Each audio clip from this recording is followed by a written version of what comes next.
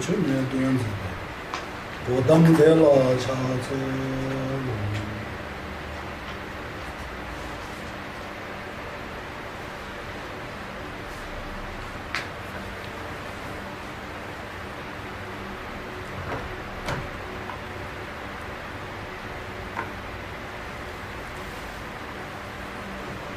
강에 전화한다 rab제제 모두 손아담제라 좀 대단제비들이라고 장조 종에다가 차체 이메르세다게 뱀아가제다라 송게 두세다게 제면서고제 돈바샤가도가 주면 도제제는 양에 다든 가인데가 차체 미조도와 칼로교로세와 군조 정화조가 드시샤 원고시신이 시시하게 니 주과되나 차체 근데는 전망배 송아시 세라리 진영소 답배고 세계도 정하다며 좀 내라이 라라 차세를 아무 하이 계단도 미진게 주분다는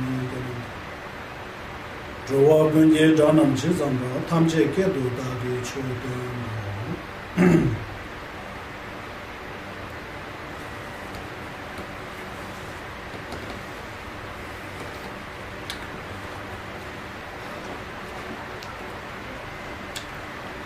그러면 지난 법회 때 노드펠부제라는 그런 경우에서 나오는 구절 중에 복독은 행복이 원인이며 복독은 고통과 고통이 원인을 파괴하는 무기다. 복독이 많은 사람이 수행 성취를 할 수 있으며 모든 마음 장을 항복하고 깨달음의 경지에 도달할 수 있다라는 그런 구조를 통해서 이 복독이라는 부분 얼마나 귀하고 중요한 그런 것이 있는지에 대한 설명하고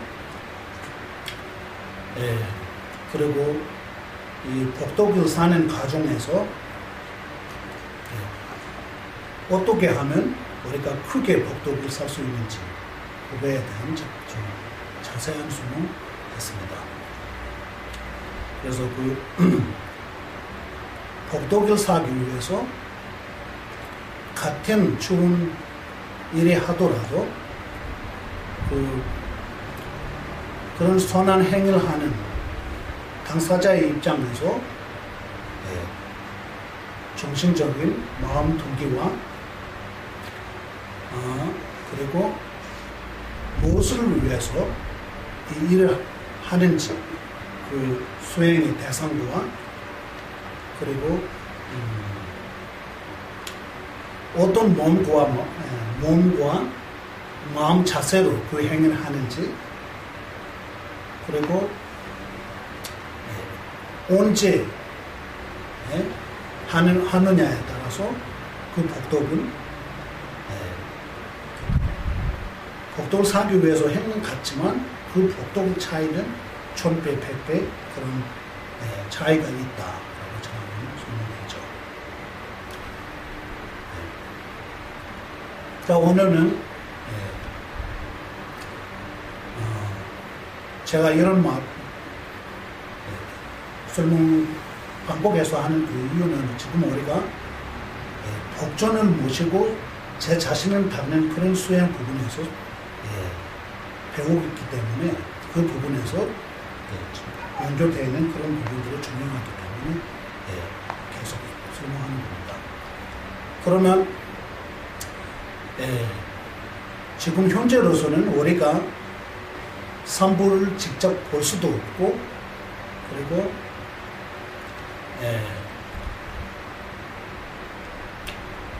삼부님을 직접 모시고 수행하고 덕을 살 수 있는 그런 곳이 없기 때문에 삼부님을 대신한 불상이나 불탄에 모시는 탱화 이런 그런 상징들의 대상으로 기위 올리고 덕을 사면 그러면 이 진정한 기회가 될 수 있는지 없는지 진정으로 덕을 살 수 있는지 아닌지 그거에 대한 설명을 하고자 합니다. 그래서 그 부분에서 지장종 안에서 이런 구조를 나옵니다. 강식 슈글라 최바당 냥의 대배 우동나 셈네 냠바라 탕와이 셈네 냠바라 탕와이 소나무라니 캐버르베 이런 식으로 일단 그냥 제가 설명하면 안 되기 때문에 일단 경전을 공부를 해서 이거 설명하는 겁니다. 이 구절이 무슨 뜻이냐면 강식 슈글라 처바당이라고 하는 부분은 부처님께서 직접 계시고 상태에서 부처님께 기위 올리고 독일 기위 올리고 공양 올리는 것과 부처님께서 10번 하시고 나서 10번 탑이라는 그런 거 있죠.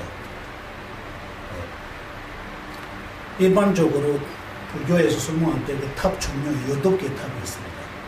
그 전에 열반 탑이라고 했죠. 그래서 그 열반을 기념하기 위해서 우리 공덕의 대상으로 어떤 상징이 만든 게 열반 탑이라고 말할 수 있습니다. 그래서 냥의 대배 구동라라는 그거는 열반 탑, 탑에 기위 올리고 공양 올리면 셈린냠바라 탕원이라는 그거는 부처님 직접 계셨을 때 그 마음과 똑같은 그런 같은 믿음과 신심으로 기위 올리고 공양 올리면 그런 뜻이에요. 소나무라니 캐버르메 이런 마음으로 올리는 독에게는 차이가 없다라는 뜻으로 말합니다. 그래서 이 기위라는 부분은 그 기위초를 우리 앞에서 직접 계시는지 아닌지 그거에 중요한 것이 아니고 직접 있는 상태에서 기위할 수 있으면 아무 좋고 가장 중요한 부분은 그 기위초를 믿고 그 기위초에 대한 신심이 가장 중요한 겁니다. 이 투만 잘 되면 그러면 기위초를 직접 모시고 기위 올리든 공양 올린 것과 그러지 않아도 그런 상층을 모시고 그런 신심을 그 상층을 대상으로 진짜 부처님으로 내가 내 신심과 지혜의 눈을 부족해가지고 안 보이는 것 뿐이지 거기다가 부처님 직접 계시는 거로 믿음과 신심을 부처님께서 설하신 것까지 우리가 불교에서는 부처님 그 자체는 깨달은 자체다. 그래서 부처님을 믿음만 갖추면 항상 부처님은 옆에 있는 것이다. 자신의 마음이 열리면 부처님은 항상 옆에 있는 거라고 소망하는 것과 같이 자신의 심심을 부족하지 않으면 부처님은 항상 옆에 계시는 사실니까 그런 마음을 갖추고 기도하면 그건 진정한 기도가 됐습니다. 그러면 이런 기위초를 모시고 기위 올리면 우리가 복덕을 사겠죠. 그러면 그 복덕으로 우리한테 들어오는 가보는 어떤 것이냐라고 하면 그 지장종말 안에서 그 부분에서 직대한타나 대신 기반 직대한타나 대신 기반 직대한타나 대신 기반 대군 군족 철례 출배였어. 대군 군족 철례 출배 대외 대신 기반 대배 군족 철라 딱 독선 저는 티베트로 되는 그런 경전 구조인데 이거 한글로 그러면 직대한타나 대신 기반이라는 부분은 세상의 모든 행복과 기쁨은 이런 뜻이에요. 세상의 모든 행복과 기쁨은 올바른 기위초를 모시고 위치한 그 원인으로 이루어진 것이다. 올바른 기위초를 모시고 그분의 위치함으로써 이루어진 결과다라는 뜻이고 이런 것으로 대답 불적절해죠. 대회 대신 기뻐되배라는 부분 그거보다 더 깊고 더 깊은 행복을 얻고자 한다면 그러면 기위초가 우리가 기회하는 그 기위초가 기뻐하는 그런 일에 대한 늘 정진해야 한다라는 뜻으로 말합니다. 그래서 늘 정진해야 한다. 그래서 지금 현재로서 우리가 즐기고 있는 이 모든 행복은 그런 올바른 길에 우리한테 알려주는 그런 기위초에 의지해서 그 말씀에 따르고 실존한 그런 원인으로 생기는 그런 각오라고 볼 수 있습니다. 또 지금 여기 더 기쁜 행복을 얻고자 한다면 그거는 해탈 기쁨을 뜻하는 거예요. 해탈 기쁨. 그거보다 더 기쁜 해탈 기쁨을 원한다면 그러면 기위초가 기뻐할 만한 그런 일에 대한 우리가 늘 존중해야 합니다. 그래서 그러면 기위초가 기뻐할 그런 일이라는 거고 어떤 무엇을 뜻해서 말하는 것이냐라고 하면 그 부분에서 인도의 역대 조사 중에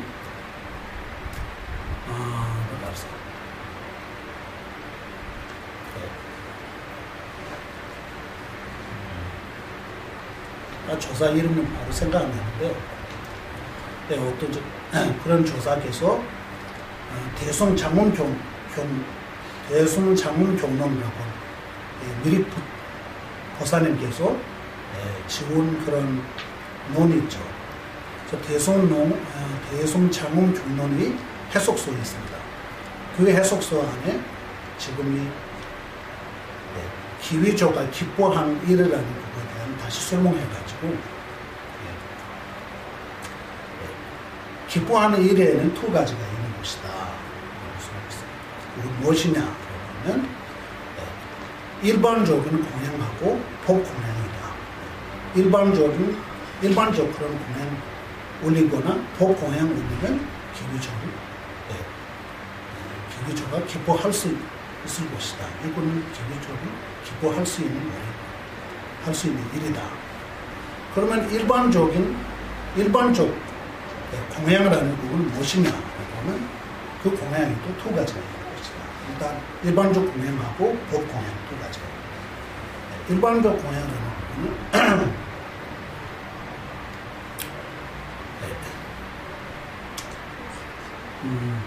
우리가 개인적인 노력으로 얻은 그런 재물이라고 하면 되지 않을까? 그런 공양 올리는 거는 그 중에 하나 있고 또 하나는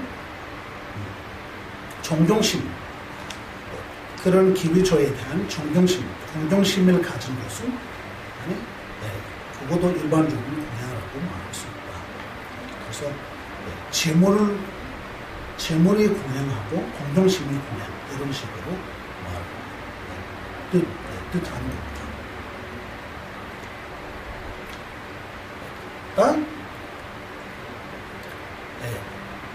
티베트 말로는 예배 처바랑 굴디 처바라고 말하는 예배 처바라는 거고 예배는 얻었다 뜻이거든요. 개인 노력으로 얻은 공양. 그래서 예배 처바라는 거는 그건 예를 들면 어떤 것에 말하는 것이냐라고 하면 그러면 불상에 가사 올리거나 지금 여기 그런 공양 종류가 많죠. 지금 여기서는 일단 그 구절에서 나오는 그 사례에는 부처님께 가사 올리거나 바로 부처님께서 원래 예전에 탁발을 하시잖아요. 그 탁발을 할 때 바로 맞죠. 바로 필요하기 때문에 그런 바로 공양 올리거나 한국 바로 공양은 그 이야기예요. 바로 공양은 음식으로 말하는 거잖아요. 여기는 그 그릇이라고 말합니다. 이런 공양 같은 경우는 오든 공양하고 지금 말 그대로 옮기면 오든 공양 이런 뜻이에요.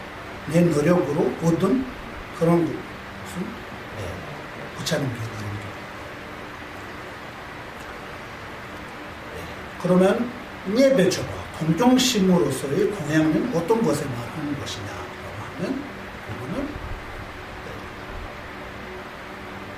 절 올리고 절 올리는 게 공동심으로서의 공양, 부처님께 공양이라고 말할 수 있고 또한 한국은 그런 거 많지 않은데 티베트는 신도들이 절에 가면 절에 한국은 탑도리 하잖아요. 그래서 비슷하게 절에 이렇게 오른쪽에서 이렇게 돌아가면서 부처님께서 요래불이라고 할 때 그 요래라는 그 산스크리트로 따타갓잖아요. 예전에 부처님께서 갔던 길에 똑같이 따라가겠다 이런 식으로 말해가지고 그래서 이 우리 안에 의미는 그런 의미를 담아서 절에 이렇게 한두 바퀴씩 돌리고 그렇게 하는 거죠. 그런 의미를 담고 하는 겁니다. 이와 같은 뜻은 존경심으로서의 공양이라고 말할 수 있다. 그러니까 우리가 현재로서 제일 잘 할 수 있는 공양은 지금 일반적 공양하고 법 공양 중에 일반적 공양은 우리가 제일 많이 할 수 있는 게 그런 것을 말하는 거잖아요. 그거 종류가 많은데 일단 오늘은 일단 절 올리는 그 부분만 조금씩 설명하고 그러면 우리가 보리차제 부분이 진도 나가도록 하겠습니다. 또 보통 대충 절하는 거는 다 잘 아시죠? 절할 때는 일단은 이렇게 합장해가지고 이렇게 해서 같이 해보셨어요? 이렇게 하고 두 엄지손가락 그 안으로 이렇게 해서 이렇게 하는 겁니다. 이거는 두 가지를 상징하는 거고 그 겉에 무서면 섹션으로 상징하는 거고 안에 이렇게 빈 공간이 있었잖아요. 이 공간은 법신으로 상징하는 겁니다. 그래서 섹션과 법신. 그래서 내가 이 절하다, 한국은 절하다는 티베트 말은 착셀. 착셀 할 때 착은 도장 인자로 말하는 거예요. 사법인 할 때 그 인자로 착. 그것만 가지면 모든 것을 이룰 수 있는. 그 길만 따르면 모든 것을 이룰 수 있는. 그런 뜻으로 말하기 때문에 인자 중에도 최고의 인인 부처님의 성취를 말합니다. 그래서 이 셀로, 착셀 할 때 셀은 셀라는 부분은 내가 갖겠다는 뜻도 있고 나를 주십시오라는 두 가지입니다. 그래서 부처님께서 갖고 있는 모든 법도와 지도를 저에게 주십시오라는 뜻이고 그래서 이거 또한 색신과 법신의 덕이 있잖아요. 모든 덕을 주십시오라는 뜻으로 표현한 거예요. 그래서 이거 이 손 자세를 통해서 조금 기억할 수 있잖아요. 이렇게 할 때는 왜 이렇게 하냐. 이 모양은 요기조의 모양으로 되어 있습니다. 그러니까 이거 모양도 예쁘고 한국은 약간 이런 식으로 하기도 해요. 그런데 티베트는 원래보다 알려져 있는 그 절을 할 때 그 손 자세는 이런 식으로 알려져 있어요. 이렇게 짜블락이라고 할 때는 이거는 예전에 부처님께서 인도에 오시기 전에 모든 종교인들은 이런 식으로 서로 인사도 하고 조를 올릴 때 이런 식으로 하는 거예요. 그래서 우리는 이런 두 가지 부처님의 불자들의 그 목적은 법신고와 색신령 모든 중생을 위해서 이 두 가지 성취를 이루게 되면 내가 바른 대로 모든 일을 할 수 있기 때문에 이런 사정을 해가지고 약정하는 거예요. 그리고 이 올릴 때는 제 먼저 머리 위에다가 세 번 이마하고 목하고 가슴에 이렇게 해서 올리는 그러는 방법도 있고 또 5개 있어요. 철수할 때는 종소리를 먼저 하고 그 다음에 이마를 하고 그 다음에 목에 있는 하고 가슴 하고 배꼽 있는 점 이렇게 하는 거예요. 그러니까 이거 이마, 목, 가슴으로 할 때는 이마로 할 때는 부처님 몸을 상징. 부처님이 몸 중에 최고의 몸은 보신이라고 말할 수 있죠. 보신. 부처님이 몸 중에 가장 아름답고 예쁜 몸은 바로 보신. 보신이라는 건 티베트 말로 롱구라고 해요. 롱구라는 부분, 롱라는 부분은 복도를 말하는 거예요. 구는 신니까 일체 복도를 이루어진 상태에서 생긴 몸. 그래서 롱구라고 표현하거든요. 그러니까 부처님의 몸. 그리고 여기서 목이 위에다가 이렇게 붙일 때는 부처님의 말씀. 부처님의 말씀의 특징이죠. 한 말로 각 중생의 각자의 언어로 다 들을 수 있는 그런 힘이 있는 게 부처님의 말씀이잖아요. 그거도 한 각자의 군기에 맞게 다 들을 수 있는 게 부처님의 법의 특징이에요. 그러니까 그 공덕을 이루기 위해서라고 할 때는 목에다가 이렇게 하는 거고, 여기서 가슴에다가 할 때는 깨달은 지혜. 이거는 법신에게 두 가지가 있죠. 법신이라는 부분은 자성심하고 지혜심 두 가지가 있기 때문에 그 지혜심을 얻고자 나 부처님께 예배 올립니다. 이렇게 하죠. 이런 의미로 생각할 수도 있고, 또한 나의 몸과 나한테 가장 귀하고 나한테 가장 귀한 것은 내 몸이 있고, 그리고 내 마음, 그리고 나의 말이죠. 신구위. 나한테 가장 귀한 이 신구위, 이 세 가지는 부처님께 올리겠다라는 뜻으로 모든 부처님께 바춤으로써 부처님께 기하오니 부처님께서 깨달음을 얻을 때까지 나의 기비초를 계시고라. 이걸 너무 그리고 모든 부처님이 신구의 복덕을 나한테 주시게 하소서, 이런 뜻으로 해가지고 의미를 담아서 하는 거예요. 또 이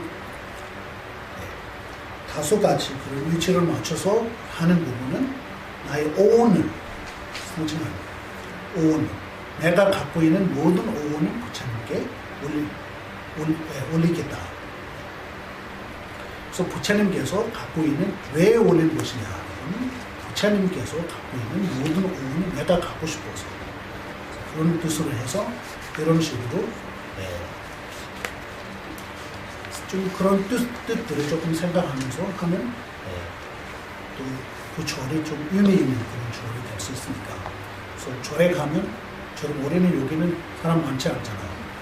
길상산 같은 경우는 신도가 굉장히 많아요. 절을 올리면서 마을 사원까지 벌이고 그런 일들이 있죠. 그러니까 이거는 이런 의미들이 아무 상관없이 그냥 습관적으로 했기 때문에 이런 일들이 생긴 거죠. 그냥 그 절을 올리는 그 뜻을 생각하면서 절을 올리면 그런 일이 없겠죠. 일단 이거는 손 자세 말하는 거고, 그 다음에 절을 올릴 때는 절을 올리는 방법 많지만 지금 대표적으로 알려져 있는 그 절에는 티베트 역대 조사들이 우리한테 전달해온 그 조사는 오지 독재, 오지 독재하고 존재 독재 이 두 가지 있습니다. 오지 독재는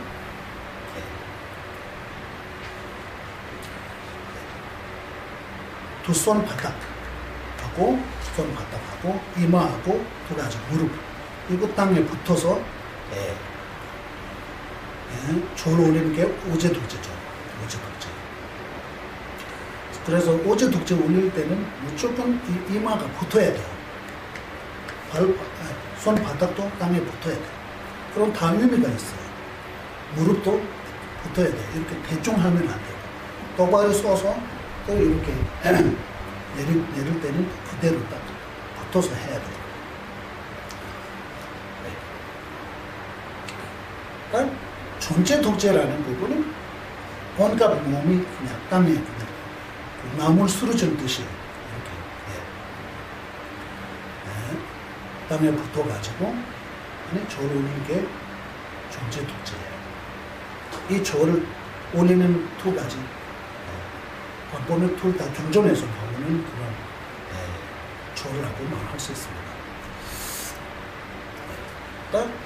왜 이거 몸 다 던쳐서 하는 거냐면 자신이 잘 못하는 것에 대한 확신, 내가 잘 못하는 그런 모든 죄의 가부를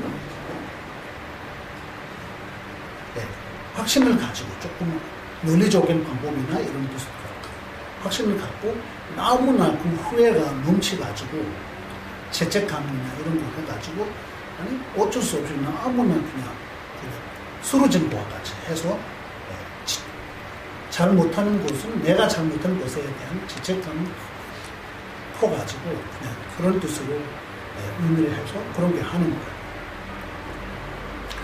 이런 두 가지 방법이 있는데 그 중에 첫 번째 일단 오제 독재로 하면 그래서 오른손 일단 오른손은 두 가지 손 땅에 붙었잖아요. 오른손 땅에 이렇게 붙을 때는 오른손부터 할까요? 왼손부터. 오른손부터 하면 오른손 땅에다가 붙을 때는 무슨 생각이 해야 되냐면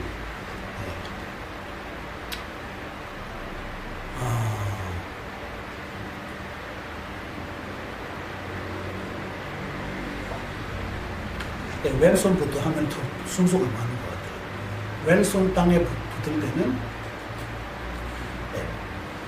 왼쪽 길로 가는, 오른쪽 길로 가는, 이렇게 왼쪽, 오른쪽, 이렇게 보통 그런 경전에서 말하는 거. 오른쪽 길로 간다는 게 올바른 길로 간다는 뜻으로 말하는 거고, 왼쪽 길로 간다는 부분은 올바르지 않은 길로 간다는 뜻이에요. 그러니까, 올바르지 않은 길이라는 부분은, 윤회의 행복에 빠져가지고 그 모든 노력과 힘을 그쪽으로 쏘는 게 왼쪽에 가는 길이라고 말할 수 있어요. 그러니까 오른손 길로 선택하는 것은 왼손 길로 선택하는 거예요. 왜 그 길로 선택하는 거냐면 그 행복에서 그 행복에 빠지기 때문에 세속이 모든 행복에 빠지기 때문에 그래서 그런 행복에 빠지는 왼쪽 길로 가는 그런 중생들이 구제하기가 너무 어려워요. 왜냐하면 그거 행복을 느끼고 있잖아요. 행복을 느끼고 그렇기 때문에 그것도 나한테 가장 필요한 그런 행복, 나한테 가장 올바른 행복은 바로 그런 걸 느끼기 때문에 그 집착에서 벗어나기가 너무 어려워요. 그러니까 거기서 벗어나려 하는 네 가지 사소법이라는 수행이 있어요. 중생을 구제하는 부처님께서 주로 제 자신을 다스리는 수행법하고 주로 남을 다스리는 법 그런 게 있어요. 그 중에 누백모부시 한국말로 사소법이라는 의미를 하더라고요. 그러니까 이 잘못된 길로 선택해가지고 그 행복에 빠진 중생들이 사소법을 수행을 통해서 그 길에서 벗어나게 하소서라는 그런 의미를 담고 한 손은 땅에 이렇게 붙은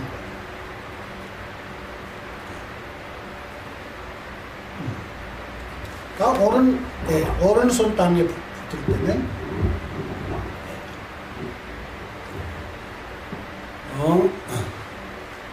여기다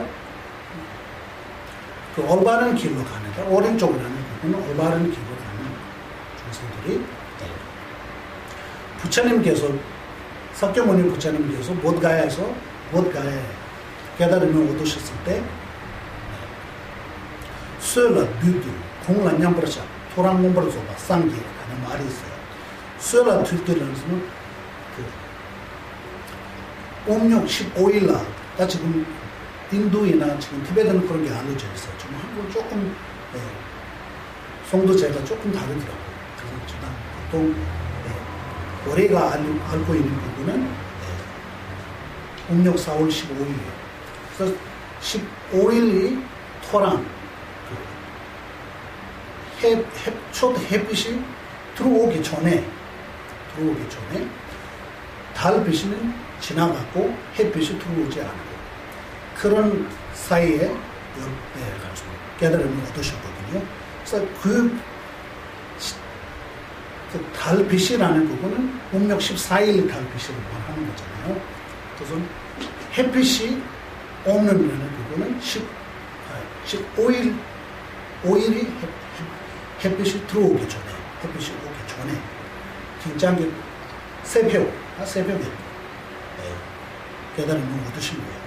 그러니까 14일 그 가장 어두운 티베트 말로 밤중에 좀 어두운 그 차이가 있어요. 해를 칠 때 조금 어두워지잖아요. 점점 또 가장 어두워질 때가 있어요. 뉴스라고 말하는 거예요. 영어로 midnight 이런 식으로 표현도 하고 그런 거 있잖아요. 가장 어두울 때. 그래서 보통 손신들이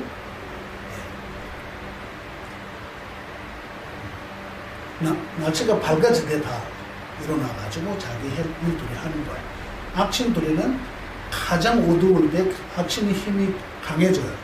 그렇기 때문에 모든 마귀들이 그럴 때 다 일어난 상태잖아요. 그래서 부처님께서 그때 모든 마귀는 저는 항고받았어요. 모든 마귀는 뭐라고 해야 되나?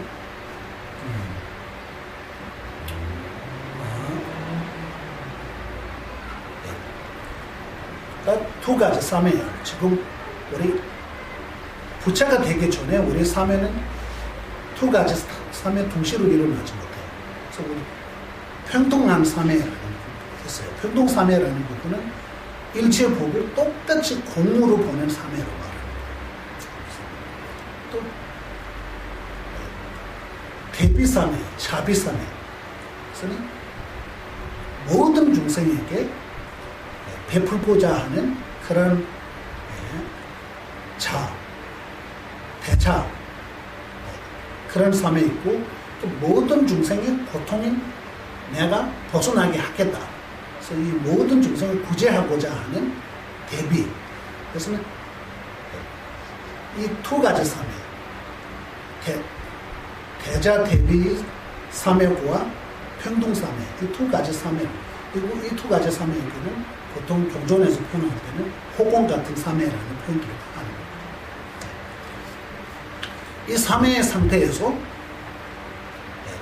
이 모든 천마들이 무기를 가지고 파괴하는 게 아니고 대자비심이 사매욕으로 모든 마군자를 항복받는 거예요. 그렇기 때문에 이 파괴할 때 오른손을 땅을 붙어가지고 이런 그때 그런 깨달음이 오는데 방해하는 그런 신들의 다양한 모습으로 어떤 신들은 너무나 그냥 끔찍한 그런 무서운 모습으로 나타나고 어떤 분들은 너무나 예쁘고 아름다운 그런 모습으로 나타나고 다양한 방법으로 이 사매를 깨치기 위해서 다양한 모습으로 이렇게 장애하는데 그래서 이 땅을 손에 붙어가지고 각자의 그 모습으로 나타나시라고. 그래서 오른손 땅을 붙어서 모든 마음은 자는 항복받았다라는 표현이죠. 예, 그래서 오른손 땅에 이렇게 붙을 때 우리 또한 부처님과 같이 모든 네 가지 사마라는 알죠. 모든 네 가지 사마라는 부분은 본래에 그냥 악마라는 표현이 붙인 거예요. 그래서 본래마 있고, 온마 있고, 그리고 천마 있고, 또 하나는 뭐죠? 사마 있죠. 축구마. 이 네 가지에게 악마라고 표현하는 거예요. 이 네 가지가 있기 때문에 우리가 영원히 행복하지 못하고 항상 그냥 고통에 빠진 거예요. 그래서 우리 현재로서도 너무나 우리 한테는 큰 조언은 바로 이 네 가지예요. 그래서 이 사마의 힘으로 고통에 빠진 모든 중생들이 부처님같이 땅에다가 손을 이렇게 누르면서 모든 마음장에서 항복하게 하소서라는 그런 마음을 가지고 그 오른손 안에 이렇게 붙은 거예요. 그쪽 다들 의미가 있죠. 왼손 붙을 때 따로 있고 오른손 따로 있고. 일단 왼쪽 무릎 땅에 붙을 때는 아까까지 그렇게 길게 이거 쉽게 말하는 거예요. 왼쪽 무릎 땅에 붙을 때는 왼쪽에 올바르지 않은 길에 가는 모든 중생들이 그런 올바르지 않은 길에서 벗어나게 하소서. 그냥 그쪽에 하고, 오른쪽에 무릎 땅에 붙을 때는 올바른 길로 가는 그런 해답을 얻고자 하는 모든 중생들이 모든 간절한 소망들이 이루게 하소서라는 마음을 가지고 땅에 붙어서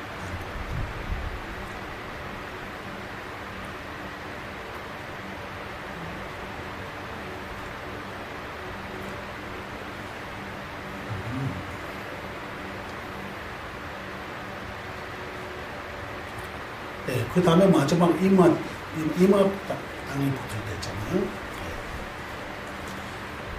이마 땅에 딱 붙었을 때는 지금까지 내가 모든 것은 이기적인 그런 행동, 어리석은 행동들을 왜 하는 것이냐 하면 나라고 제 스스로 너무나 사실은 나의 몸은 내 부모를 위해서 받은 거고 나라는 것 또한 나의 그 토대인 오온에 의지해서 있는 것이고 있는 것뿐이지 제 스스로 있는 것이 아닌데 우리는 그걸로 착각해가지고 나라고 스스로 있는 걸로 착각하고 그거에 대한 암환심을 가지고 그렇기 때문에 이 모든 일들이 생겨났잖아요. 그러니까 이 암환심 때문에 모든 암환심이라는 부분은 고생장애예요. 암환심으로 나는 암환심은 없다고 말하면서도 그냥 그 마음이 저절로 들어오게 돼 있어요. 그래서 항상 나부터 챙기는 그 자체가 암환심이 있기 때문이에요. 그러니까 이마를 땅에 붙었을 때는 나의 모든 암환심은 땅에 그냥 붙어가지고 내려가지고 모든 중생에게 기회하게 여기는 그런 사람이 되기 위해서 땅에 붙어서 하는 거예요. 그러니까 나와 같이 모든 중생 또한 똑같이 그렇게 되게 하소서. 이렇게 모든 중생은 나와 같이 똑같이 되게 하소서 하는 것이고 하면서 절이 올리면 그러면 진짜 어떤 절은 의미가 있는 절이 될 수 있습니다.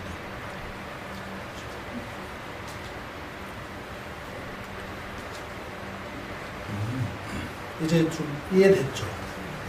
이마 땅에 붙을 때는 뭐가 땅에 붙은 거예요? 내 마음 땅에 붙은 거예요? 암환심. 내려놓는 거예요. 그렇게 그거만 내리면 내가 족 같은 생각하는 그 사람이 갖고 있는 그 뭐라고 해야 되나? 공덕을 보게 돼 있어요. 중생이라는 부분은 독이 하나도 없는 그런 중생이 없어요. 본래 또한 자기만이 갖고 있는 그런 추운 좀 있어요. 그러면 우리 인간은 도에 있는 거잖아요. 아무리 나쁜 사람이라고 해도 그만이 갖고 있는 특별한 그런 추운 점도 있는 거예요. 그래서 우리가 온갖 그 사람을 나쁘게 보니까 내 마음, 처음부터 내 마음으로 볼 때부터 그런 안 추운 마음으로 보기 시작했기 때문에 온갖 나쁘게 보는 거지. 그러지 않고 보살들이 중생을 보듯이 그런 마음으로 보면 그러면 그 사람이 갖고 있는 그 공덕도 볼 수 있고, 아, 이거는 나한테 없구나. 나도 그런 공덕이 얻을 수 있으면 좋겠다. 이런 할 때, 그러면 그 수위 참단라는 거 그렇게 되는 거잖아요. 그러니까 이런 것들이 굉장히 중요해요. 우리가 지금 하고 있는 그런 마음들을 보통 우리가 일상생활을 하면서 계속 저지르는 그런 일들이 이런 일이 생기기 때문에 약간 절할 때만은 일단 그런 마음 좀 가지고 한 번 하고 두 번 하고 세 번 절 많이 하는 게 중요한 거 아니거든요. 지금 인도에 그 10만 배 하러 가는 저랑 인원인 사람들이 좀 있었어요. 길상사 있었을 때부터 있었거든요. 그래서 이거 10만 배가 중요한 게 아니고 들어올 때는 예전에 내 마음과 조금씩 그 마음을 조금씩 바꾸면서 들어오는 게 중요한 것이다. 그래서 이 바꾸는 부분은 숫자를 세면서 바꿀 수 없고, 이거는 건강해지고 좀 그런 효과가 있지만 마음은 다스리지 못한 겁니다. 그러니까 이 그 의미를 하나하나 의미를 마음에 새기면서 절하보면 그러면 10만 배 정도 하면 그 사람이 완전 바뀔 수 있잖아요. 사람이 바뀔 수 있어요. 그래서 보통 참지 못하는 일들이 참게 되고 받아들이지 못하는 일들이 받아들이게 되고 다 그렇게 되는 거죠. 이렇게 그런 의미를 마음에 새기면서 하면 이런 것들이 다 괜찮은 거죠. 그렇게 되면 이제부터 우리가 절할 때는 생각을 가지고 절하면 참 좋은 것 같습니다.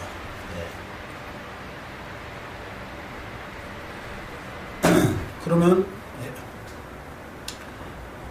이와 같은 수행이 완벽하게 하려면 그러면 이 수행법을 다 우리가 알아야 되고, 알기 위해서는 배워야 되겠죠.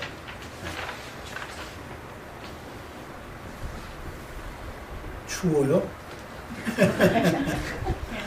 조금 멀릴까요? 이거는 작동이 잘 안 돼요.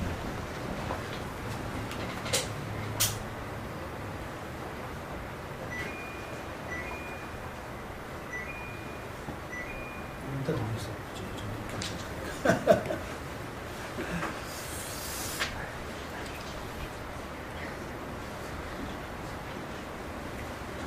어쨌든 제가 항상 하는 말 중에 하나는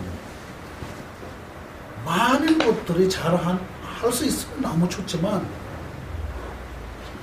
그거 많은 거 안 하는 것보다는 하나라도 제대로 하는 게 가장 중요한 것이다 라고 하는 그 말을 그런 뜻으로 말하는 거예요. 저울도 한 그런 뜻을 하나하나 마음 새기면서 하면 진짜 큰 성취가 이룰 수 있거든요. 현재로서의 모든 그런 안 좋은 일들도 받아들일 수 있는 그런 마음이 생기게 되면 그러면 행복잖아요. 행복이라는 부분은 따로 있는 게 아니고 나의 그런 고통에 하나씩 고치는 게 나의 행복잖아요. 그거는 진정한 행복이죠. 그러지 않고 그 원인 다 그대로 놔두고 다른 데서 행복을 찾다 보면 그러면 오래 즐길 수 있는 그런 행복은 받을 수는 없습니다.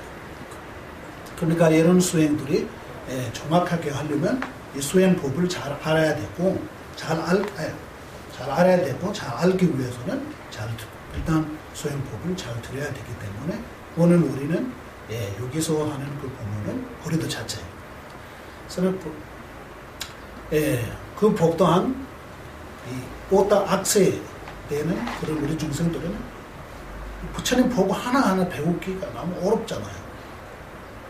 모든 배울 게 너무 어렵기 때문에 우리는 어떤 법을 배워야 되냐면, 일단은 모든 중생을 위해서 그런 깨달음을 얻을 수 있는 그런 수행 방법을 모두 담아있는 그런 법을 들어야 되기 때문에 그거는 대승법이라고 말하는 거고, 그래서 이 보르드 자체는 대승법이고, 그거 또한 그 수행 방법을 제대로 잘 안 되면 그 성취는 이룰 수 없기 때문에 그 수행하는 방법 또한 대승 교주인 용수 보살과 무착 보살이 모든 수행 방법 그대로 담아있는 수행 가르침이라고 말할 수 있고, 그 수행법을 그대로 담아있더라도 그 수행법이 감로라고 해야 되나? 수행의 감로, 수행의 경험, 그 수행 경험을 통해서 우리에 알려지는 그런 감수가 없으면, 그러면 그 수행 방법 알더라도 우리가 그대로 받아들일 수 없기 때문에, 그래서 이 안에는 아디샤 존자님과 종가바 대사의 보르드 차제의 교주라고 하면 되죠. 아디샤 존자님하고 종가바 대사 두 분께서 모든 수행 감로를 담아있는 것도 이 보르드 차제라고 볼 수 있고, 그러니까 이 세 가지 모든 특징을 갖고 있더라도 순수가 정확하지 않으면, 수행 순수가 있는데 모든 수행에 순수가 있어요. 그 순수가 정확히 해야 돼요. 첫 번째 단계에서 하는 거 하지 않고 두 번째 단계부터 시작해보면 오래 가지 못해요. 그래서 지쳤고 나중에 수행하기 싫어지고 그냥 게을러지고 그 다음에 포기하게 돼 있어요. 그러니까 차근차근 그 단계 정확하게 하면, 전에도 까마귀가 둥지를 만든 것과 같이 이 수행하다 보면, 그러면 수행 제대로 될 수 없어. 까마귀 둥지 보면 너무 거칠게 돼 있어요. 그냥 순수가 별로 없고, 그냥 자기가 찾는 대로 그냥 나무를 찾으면 나무를 하고, 풀을 찾으면 종이를 찾으면 종이를 한번 다 이렇게 다서도 이렇게 돼 있어서, 까마귀 둥지를 만든 것과 같이 수행하면 수행 순진을 이룰 수 없다, 이렇게 말하는 거죠. 지난번에 그렇게 말해야죠. 그렇기 때문에 순수가 굉장히 중요하기 때문에 이 보르드 차제 안에는 모든 대승법을 세 가지 수행자의 근거에 맞게 하사도, 중사도, 상사도, 이 수행법을 굉장히 중요하게 그 순수가, 그거 또한 아주 평범한 수행자가 기초부터 깨달음을 얻을 때까지 그 모든 수행 순지 단계별로 정확하게 담아있기 때문에 그런 모든 순서도 틀림없이 갖고 있는 수행법이다 라고 말할 수 있고, 마지막에는 이 네 가지 특징이 있고, 이런 네 가지 모든 특징을 갖고 있는 그런 법을 우리가 배우게 되면 우리가 깨달음을 얻을 수 있는 것이다, 이렇게 말합니다. 시간도 오래 걸리지 않고 이거 다 할 수 있는 것이다. 그러면 이 수행을 제대로 우리가 전달받으려면 세 가지 방법을 통해서 받아야 된다. 그래서 이 수행 방법에게는 다 하나하나 하고 없이 위크람실라의 인도 옛 위크람실라 숭가대학의 학생들이 수행 전달하는 방법에게는 세 가지가 있는 것이다. 첫 번째는 그 설하고자 하는 그 법을 정확한 그런 정보부를 인식시키기 위해서는 그 교주의 특징에 대한 설하는 것. 두 번째는 그 법 자체에 대한 공정심을 얻기 위해서는 법 자체의 그 법의 특징에 대한 설명. 세 번째는 이런 두 가지 특징을 갖고 있는 이 법을 어떻게 듣고 배우고 실천해야 하는지. 이런 세 가지 수행 방법이 있는데, 이 세 가지 방법을 통해서 전달받으면 그대로 전달받을 수 있는 것이다 라고 하고, 딱 거기다가 송가바 대사가 티베트 불교를 처음 불교를 받았을 때 티베트에 있는 그런 중생들이 굉장히 무지해가지고 이 세 가지 수행 방법으로 법을 제대로 전달받지 못하는 거야. 그래서 티베트 지금 6대 조사인宗喀巴 대사께서 이 세 가지 제목 외에다가 한 제목에 다시 추가해가지고 그런 식으로 법을 전달한 거였거든요. 그러니까 이 네 번째는 무엇이냐라고 하면 이 정법으로 법 제자를 순수대로 이끄는 방법. 그래서 이끄는 그냥 다 알고 있는데 이제 가야 되잖아요.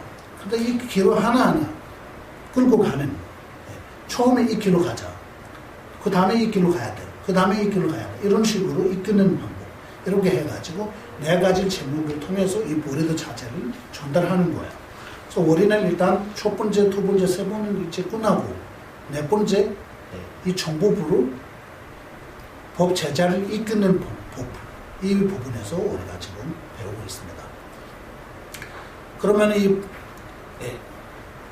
그러니까 법 제자를 이끌다라는 그걸 이끄는 그 방법은 두 가지잖아요. 이끌다라는 그거는 그 수행 성취를 이루기 위해서 하는 그런 일에 말하는 거잖아요. 그거는 두 가지죠. 제 자신을 닦는 게 수행잖아요. 자신을.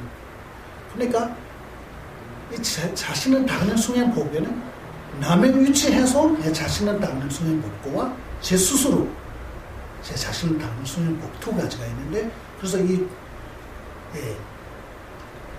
정법으로 법 제자를 이끄는 법이라는 것도 두 가지 제목을 나눠서 설명하는 거예요. 그래서 내가 첫 번째는 남의 위치에서 제 자신을 닦는 수행법. 그죠?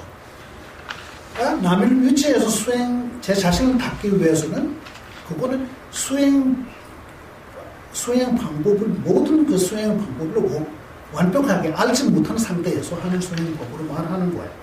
그걸로 복덕 수행이라고도 말할 수 있고. 그러면 그 수행법은 어떻게 하는 거냐라고 하면 남의 위치에서 해야 되잖아요. 그럼 그 위치의 대사는 무엇이냐라고 하면 위치의 대사는 부처님부터 지금까지 모든 부처님께서 누구한테 전달하고 그분께서 또 다른 분을 전달하고 이렇게 전달 쭉 지금까지 내려온 그런 경맥사에 말하는 거예요. 경맥사라고 말할 수도 있고 법맥사라고 말할 수도 있어요. 그죠?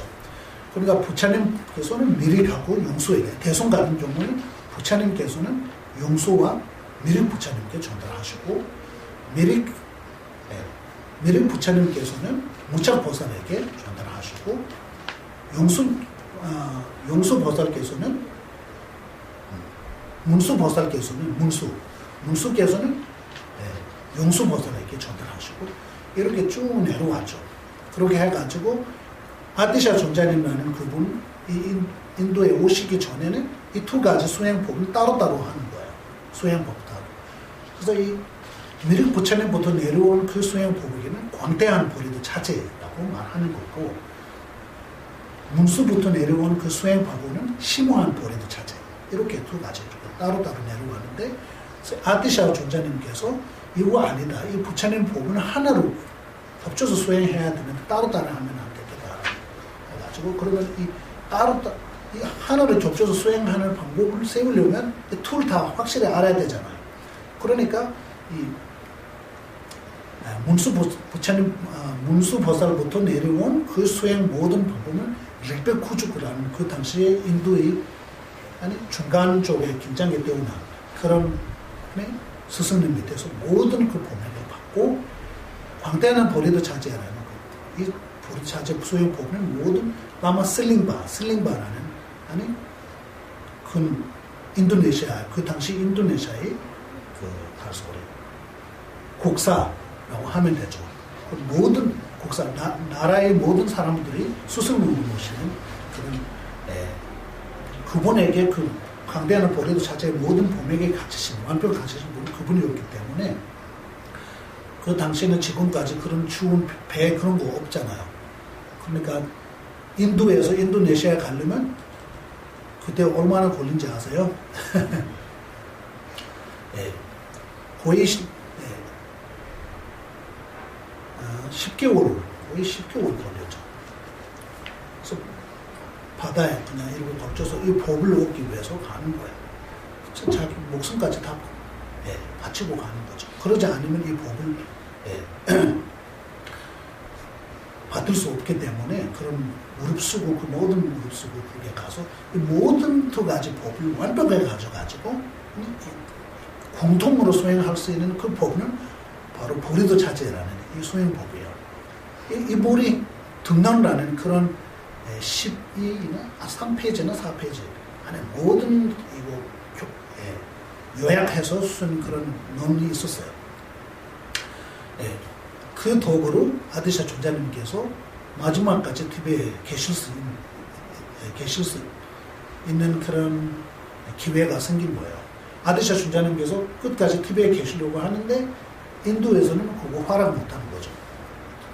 아디샤께서 티베에 계시면 인도의 그 불법의 뿔이 끊어질 거라고 그래서 하는데, 그래서 이 논을 벗고 만약에 아디샤 존자님께서 티베에 가지 않으면 가시지 않았으면 그러면 이런 법을 이 땅에 없을 것이다. 그래서 이런 법을 지금까지 우리가 가질 수 있는 거는 티베트 사람들이 굉장히 무지 그런 때문에 이 법을 그렇게 수행할 수 있는 방법이고, 인도 예난 같은 그런 하사도 수행도 상사도 중사도 이런 수행 따로는 없어요. 수행법 다 따로 다 이렇게 분리되어 있거든요. 그래서 제대로 하려면 다 배워야 되고 시간도 꽤 걸리고 그런 일들이 있어요. 무작께서도 대승법을 배우기 위해서 12년 동안 미륵 부처님을 칭송하기 위해서 토굴의 수행 12년 동안 하셨잖아요. 그 결국 마지막에 그런 오랫동안 이를 거쳐서 이 수행법을 다 전부 받을 수 있었던 거예요. 그러니까 이거 쉽지 않아요. 다 요약해서 이제 그냥 우리가 안 하면 그냥 할 수 없지만 하면 우리 정말 깨달음을 얻을 수 있는 그런 행운 아들들이거든요. 우리는. 그래서 우리는 하지 않죠. 습관적으로 그쪽으로 끌기 때문에 어떤 거예요. 더울 때는 본문 듣는 사람도 너무 부족하잖아요. 조금 시원하고 좀 기쁘고 그럴 때만 하는 거지. 자, 어쨌든 정말로 그런 부분인데, 그래서 이 말이 좀 길어지네요. 어쨌든 이 경맥사하고 보맥사라는 그런 뜻으로 말하는 거예요. 그래서 이 모든 것에 공통으로 수행할 수 있는 그 법은 아디샤부터 지금까지 내려오는 거예요. 그래서 이 중간에 그 뿔을 잠깐 그냥 끊어지는데 송가바 대사께서 다시 이걸 살려가지고 지금까지 내려오는 거는 송가바 대사의 덕분 우리가 그런 이런 것이고. 그래서 경맥사를 유지해서 제 자신을 닦는 수행법이에요. 그러니까 이 수행하기 위해서는 보맥사를 유지하려면 보맥사를 모셔야 되잖아요. 나의 수행 도량에 보맥사들을 모셔야 되죠. 그래서 모시기 위해서는 뭐 해야 돼요? 그 수행 과정에게는 준비 과정이 있고, 본 과정이 있고, 마무리 과정 세 가지가 있습니다. 이 세 가지 과정을 거쳐서 수행하면 이 수행 제대로 할 수 있는 거고. 그렇기 때문에 준비 과정, 지금 경맥사를 모시는 그런 준비 과정 속에는 6가지 준비 과정이 있는데, 그 첫 번째는 도량에 깨끗하게 함으로써 제 자신을 정화시킬 수 있는 수행법. 이거 우리가 끝났죠. 굉장히 중요하고, 지금 말은 더 길어지고, 우리 끝나고, 그 다음에 그 도량에 모시잖아요. 귀한 손님을 모시고 그냥 보내면 되나요? 안 되죠. 그러니까 그런 그 도량에 모셨던 그 보맥사에게 공행 올리는 그런 두 번째 과정은 공행 올리는 수행 과정이죠. 공행 올림으로써 내 복덕을 쌓는 그런 수행법이죠. 이 공행 또한 거짓이 오면 공행을 올려야 된다. 거짓이 없다라는 부분은 정신적인 거짓이 없는 공행, 재물적인 고지식 없는 공양 이렇게 올려야 된다. 중심적인 고지식이라는 그거는 안 좋은 의도를 가지고 부처님께 공양을 올리면 고지식 공양이라고 되는 거예요. 중심적인 내가 싫어하는 사람인데 그 사람을 이기려고 부처님께 공양을 올리고 그리고 그 사람한테 내가 이길 수 있게 됐다가 이런 식으로 공양을 올리거나 또한 같은 장사하는 사람이 있는데 그 사람은 잘 안 되고 내가 잘 되기 위해서 공양을 올리고 이런 일들이 모두 중심적인 고지식에 들어있는 공양이라고 말할 수 있고 그러니까 재물을 고지식 없는 재물이라는 부분은 전에도 말했죠. 남의 피해를 주가지고 그걸로 얻은 재물을 부처님께 공양 올리면 안 되고 그래서 이런 같은 공양에게는 고지식 없는 재물 이렇게 말하는 것을 공양 이 두 가지 고지식에서 벗어난 상태의 공양을 부처님께 올리는 이 두 번째 가정이고 세 번째 가정에서는 이 둘 다 끝나면 내가 무슨 기도하든 또한 명상하든 그 자리에 앉아서 그걸 해야 되잖아요. 그때의 몸 자세에는 베로다나 부처님이 일단 실지차복 그런 자세로 앉아서 삼기와 삼무량심을 해야 하는 그런 가정. 그 세 번째 가정이고 다 지금은 네 번째 가정에 가고 있습니다. 네 번째 가정은 세계 끝나면 일단 지금까지는 공양 올린 게보다는 공양 차리는 거예요. 그 도량에. 이제 도량 깨끗하게 하고 그 다음에 거기다가 산부님을 대신하는 그런 상층들도 모시고 또 거기다가 공양까지 다 차려잖아요. 이제 이 공양을 대상 모시는 거잖아요. 이거는 공양의 대상에게는 복전이라는 표현을 쓰는 거예요. 복을 얻을 수 있는 지 이런 뜻으로 말하는 거예요. 우리가 그러나 복전을 모실 때는 지난번 대충 설명했죠. 그리고 좀 이해하기가 어렵다고 해가지고 좀 길었으면 좋겠다. 그래서 좀 길이긴 하는데 조금 복잡하고 그래 이거 일단 한번 보시고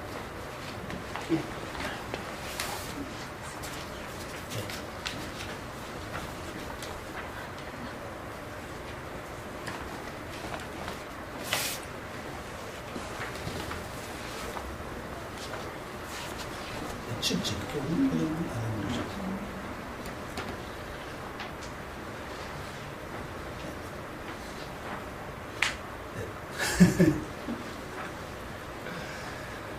이 기름이 정말로 이 머릿속에 기르기 때문에 이거 시간은 어떻게 지나가는지 모를 겁니다.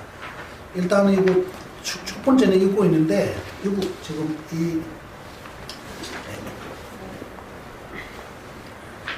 가장 가운데 있는 그거는 오데스 스승. 이 뒤에 여기 보시면 이거 사실은 보통 이렇게 감상해야 되는데 이거 제일 위에다가 감상하는 거. 그래서 거기 삥 들려서 다른 법맥사들이 이렇게 감상하는 건데 일단 다른 거 하나하나 생각하지 말고 이거는 마지막으로 이렇게 돼버려. 일단 제일 문제는 가장 가운데 있는 이거 제일 위에 있는 거 있죠. 네모로 되는 거. 그거만 보죠. 네모는 여기 뒤에 페이지에 보면 여기 밑에 중례 스님이 있습니다. 이렇게 관상하는 거 우리 안에서 이렇게 거기에 보시면 5대 경맥사 이렇게 써있죠. 5대 경맥사. 5대 경맥사라고 할 때는 가장 가운데 일단 지난번 우리가 대충 설명 그대로 하면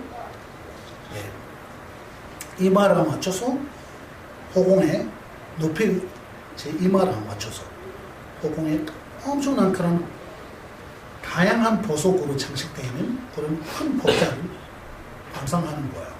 그 법자 또한 그 네모 있잖아요. 그러니까 그 사방향에서 사자 굉장히 힘찬 그런 사자 두 마리씩 이렇게 각 방향에서 이 법자를 이렇게 올려 있는 거로 손을 들고 계신 거로 한국 절에 가면 그런 거 있잖아요.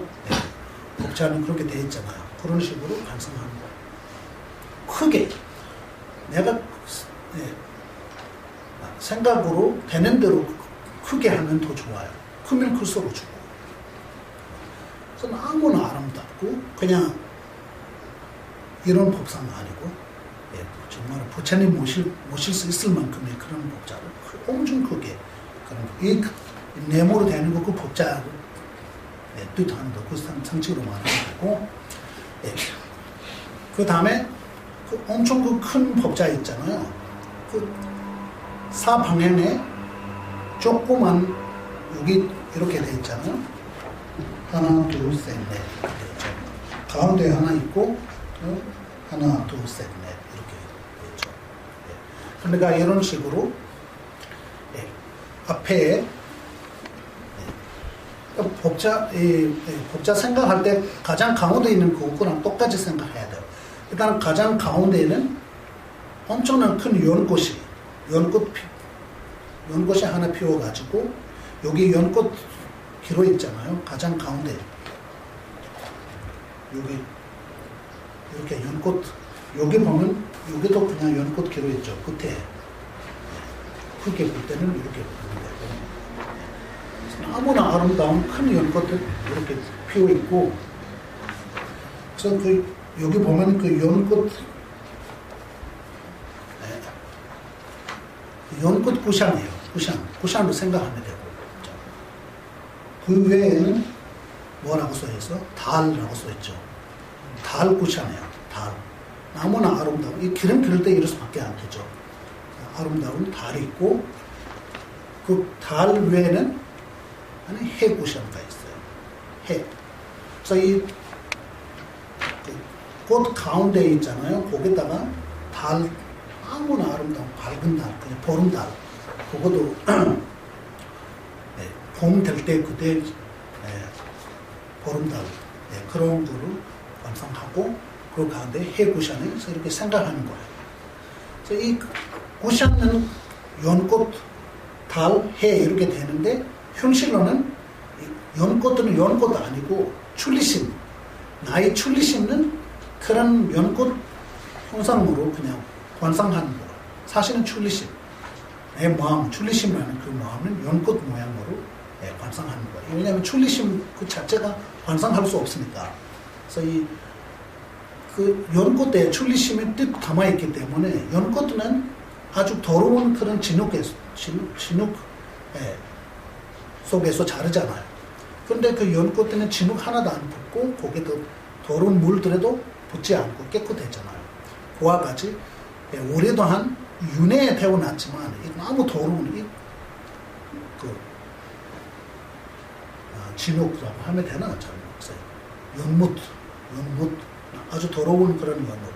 한국은 다 장식하는 거니까 절에 가면 연못도 너무 깨끗하는데 사실은 그러지 않아요. 인도에 연못 굉장히 많아요. 얼마나 더러운지 몰라요. 냄새도 많고. 이 연꽃 갖고 싶은데 거기 몰래 들어가기가 싫은 거죠. 그러니까 이 동네 사람 돈 주고 사람이 구워가지고 그 연꽃 따달라고 하면 그 사람이 연꽃은 인도는 귀하게 생각하니까 특별한 그 사람이 몰래 들어갈 때 그 가격만 주면 그 사람이 다 따와요. 어쨌든 그런 연꽃이 있는데 그래서 우리도 이와 같은 윤회의 그런 너무나 더러운 그런 윤회에서 태어나는 거잖아요. 사실은 더럽다라는 부분은 다른 뜻은 없고 끊임 없이 그냥 고통, 끊임 없이 그런 고통. 이 사람이 정말 잘 산다고 하는데 또 며칠 뒤에 또 다른 이야기 들었죠. 이 사람이 너무나 나쁘다고 들었는데 또 한 달 좀 지나면 또 그 사람이 굉장히 좋은 사람이라고 들어오죠. 그래서 이 다 현실로 이 깨끗한 사람이 모두 갖고 있고 더러운 사람이 깨끗한다라는 거고도 그 사람이 갖고 있는 거죠. 둘 다. 그러니까 그런 거를 상징하기 때문에 사실은 그 연꽃 자체가 나라고 생각하면 돼요. 예. 예, 이렇게 생각하고 그 외에다가 달 있잖아요. 이 달은 보름달 날 저녁에 산책하면 얼마나 시원해요. 마음은 편해지고 달 빛에 그런 힘이 있어요. 시원하게 하는, 사람 시원하게 해주는 그런 힘이 있거든요. 그러니까 그거랑 똑같이 우리 보리심을 갖게 되면, 보리심을 갖게 되면 똑같이 전에도 그 구사는 수업 때 그런 설명들이 나오잖아요. 송자, 아라는 송자 아니고 그 일반 송자, 견도를 이루신 그런 송자에게는 광심이라는 그런 미치는 그런 마음 들어올 수 있냐 없냐.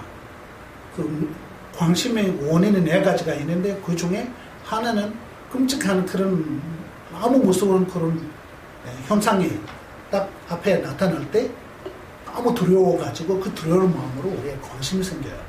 그러면 사람 미쳐요. 그래 이런 4가지 원인이 있어요. 그래서 사람 미치게 되는 그 4가지 원인 중에 이 4가지 원인은 송자에 있는 거냐 없는 거냐 지난번에 그 사람 수업에도 나왔잖아요. 그래서 송자에게는 이런 4가지 원인은 없기 때문에 광심이라는 부분은 가능하지 않다 이런 설명했죠.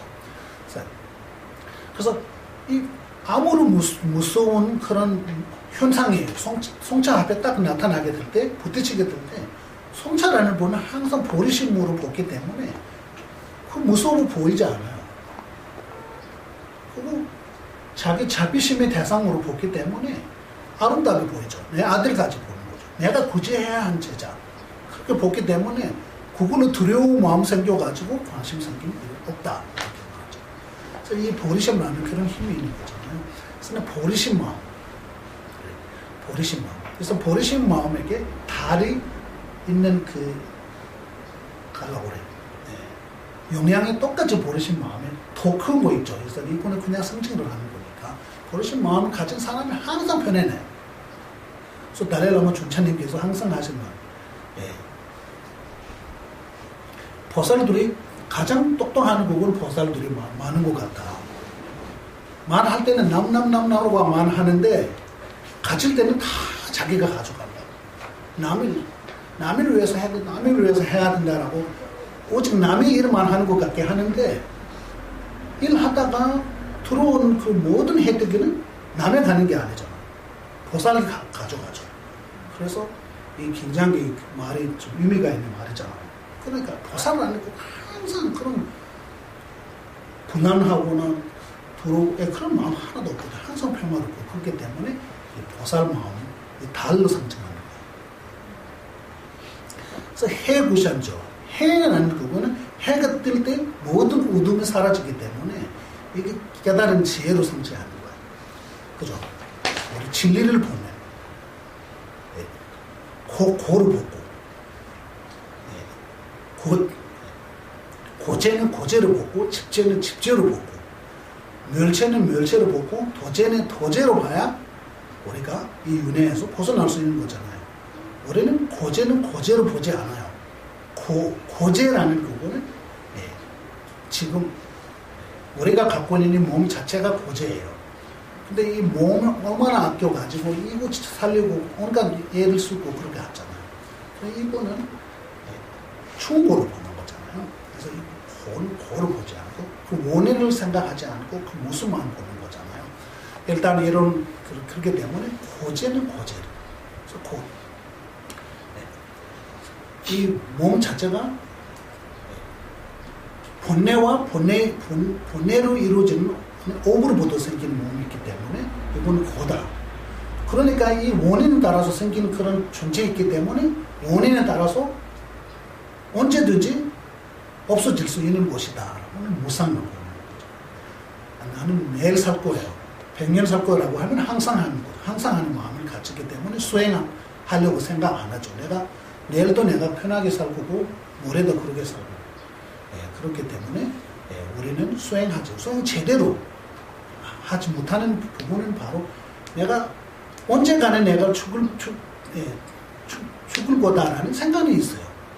그런데 나는 내일은 안 죽을거라는 그 생각은 내가 100살 될 때도 똑같이 가게 되죠. 내가 100살 될 때도 내일은 나 안 죽을 거야.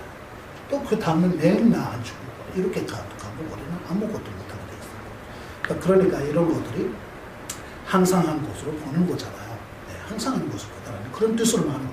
그 자체가 항상 한다는 인식하는 게 아니고 그거 언제든지 그거 없어질 수 있는 거고는 이해 못하는 거잖아. 이해 안 하고 그냥 그걸로 영원히 있을 거라는 그런 마음을 가지고 그렇게 하는 거니까 그래서 이거 모상 이런 식으로 봐야 되는데 그렇게 하지 않기 때문에 네, 이런 뜻으로 해서 이 세 가지 구샤를 만든 거잖아요. 왜냐하면 우리는 수행 왜 하는 거예요? 해당하기 위해 수행하는 거예요. 딱 각자 생각이 다를 수도 있어요. 하사도 수행자라면 그 생각은 없는 거죠. 지금 올해는 일단 상사도 수행자에 속하는 거잖아요. 그러니까 상사도 수행자라는 부분은 남의 목적으로, 남의 고통을 구제하기 위해서, 남의 행복해주기 위해서. 그래서 깨달음을 바라는 그런 수행자는 바로 상사도 수행자잖아요. 그래서 상사도 수행자는 그런 마음을 있어야 되기 때문에 이 세 가지 원인 중에 하나 빠지면 깨달음을 얻을 수 없어요. 그래서 그렇기 때문에 이 세 가지 출리심, 도리심, 아니 올바른 견해 이 세 가지는 길의 핵심이라고 말하는 거예요. 많은 그런 길을 갖고 있더라도 그 중에 하나 빠지면 그거 깨달음을 얻을 수 없기 때문에 이 중에 세 가지만 가지면 모든 가질 수 있는 거고 이 세 가지 중에 하나 빠지면 많은 거 가져도 아무것도 할 수 없는 거예요. 네, 그렇기 때문에 이런 식으로 상징하는 거고 이 자리는 똑같이 사방향에 있는 그 자리도 똑같이 만들어야 돼요. 이거는 하나하나 기를 수 없으니까 가운데 있는 그 길은 똑같이 여기 세 가지 구션이 있는 걸로 생각하면 돼요. 그러니까 가장 가운데의 연꽃, 너무 아름다운 연꽃 이런 거 생각하고 또 더 깊이 생각할 수 있으면 그 잎 또한 꽃잎 또한 천 개의 꽃잎이네.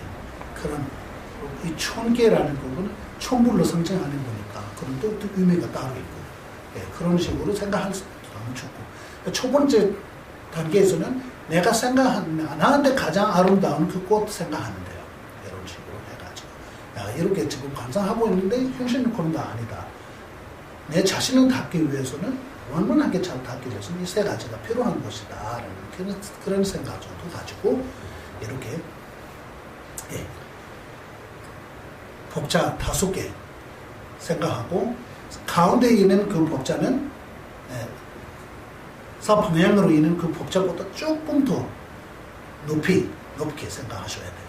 다른 걸 조금 낮고 이렇게 형성하는 거고 그렇게 해가지고 거기다가 이런 법자가 준비되면 거기에 실제로 사케모니 부처님을 모실 수 있는 거잖아요. 그렇게 감상하고 앞에 이렇게 하고 가장 가운데에 있는 여기 보면 근본스승이라고 써있죠. 가장 가운데에 있는 근본스승. 근본스승. 스승님은 사케모니 부처님의 모습으로 모셔야 돼요.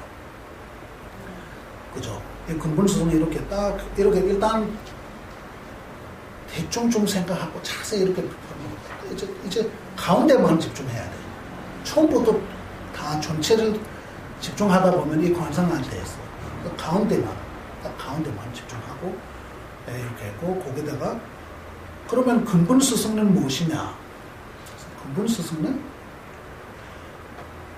내가 힘들고 어려웠을 때 가장 먼저 떠올리는 그 스승님은 근본 스승이라고 볼 수 있다. 이런 식으로 말합니다. 그래서 스승님의 기회합니다라고 할 때 티베트 4기예요. 한국은 원래는 3기잖아요. 우리는 4기를 하는 거. 첫 번째는 스승님께 기회합니다. 그 다음에 걸어가신 부처님께 기회합니다. 걸어가신 아니면 가르침께 기회하고 성가에 기회합니다. 이런 식으로 합니다. 그렇기 때문에 스승님께 기회합니다라고 할 때 딱 뭔가 떠올려야 되잖아요. 첫 번째로 떠올리는 분은 높은 스승님. 그 스승님을 지위가 어느 정도 지위를 갖고 있는지, 어느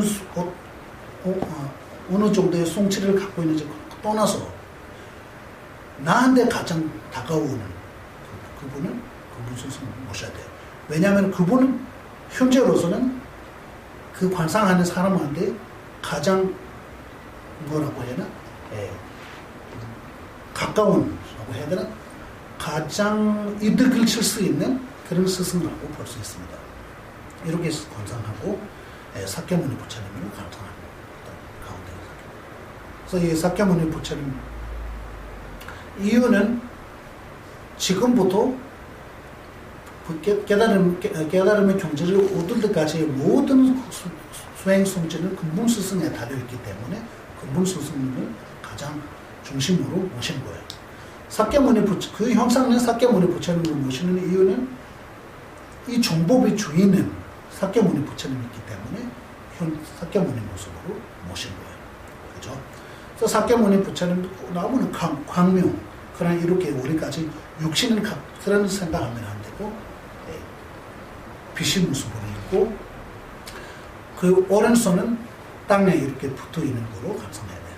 살짝 땅에 이렇게 누른 거 감상하고, 왼손은 삼의 자세로, 이렇게 삼의 자세로 해가지고, 그 손 위에다가 바로, 감로에 바로 있는 거로 이렇게 감상해야 된다. 이렇게 하고, 일단 가운데만 집중하면서 하는 게 가장 중요하고, 그 다음에 사방향 이거 다시 복습하다 보면 진도가 안 갈 것 같은데 어쨌든 이것도 일단 관상해야 되니까 일단 가운데는 조금 이런 식으로 관상하고, 그 다음에 오른쪽 여기 보면 트리아 미리크라고 써있죠. 그쪽이에요. 내 오른쪽 아니고 여기 미륵 부처님 모셨잖아. 가운데 사kyamuni 부처님 모시고 있고 오른쪽에 미륵 부처님 모시고 있죠. 이 미륵 부처님이야. 그래서 가운데 미륵 부처님. 그러니까 보통 밀교 수행할 때는 처음으로 정자 진론을, 그 정자잖아. 정자라는 그거는 나중에 그 부처가 될 수 있는 그 원인을 말하는 거잖아요. 그 정자 진론을 관상해가지고 그거로 조금씩 변화가면서 하는 그 모습을 떠올리는 게 미교식 관상하는 방법인데, 여기는 일단 우리는 현교식을 해가지고 가운데는 미릭이니까 미릭은 산스크리트로 메트리아라고 해요. 메트리아. 그래서 여기 트리아라고 써있죠. 트리아라고 써있어요. 그래서 미륵 부처님 가운데 계시고, 미륵 부처님 오른쪽에는 무착보살, 무착 써있죠. 무착보살. 그리고 왼쪽에는 세친. 무착하고 세친은 형제죠. 그러니까 이 광대나 버릇 자체는 무착부터 세친은 이렇게 내려오기 때문에 세친이에요. 세친 그 다음에는 다른 분들이 있는데, 일단 보통 인도에는 대부적으로 모실 때는 진화보살을 모셔요. 진화라는 분은 부처님 법을 중에 논리학, 인문학, 모든 내용을 다 소화하는 그 부처님 법이잖아요. 그 법을 요약해서 처음으로